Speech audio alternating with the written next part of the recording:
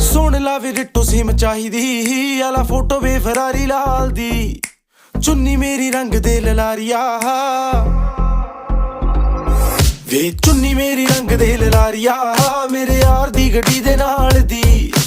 ਚੁੰਨੀ ਮੇਰੀ ਰੰਗ ਦੇ ਲਲਾਰੀਆ ਵੇ ਮੇਰੇ ਯਾਰ ਦੀ ਗੱਡੀ ਦੇ ਨਾਲ ਦੀ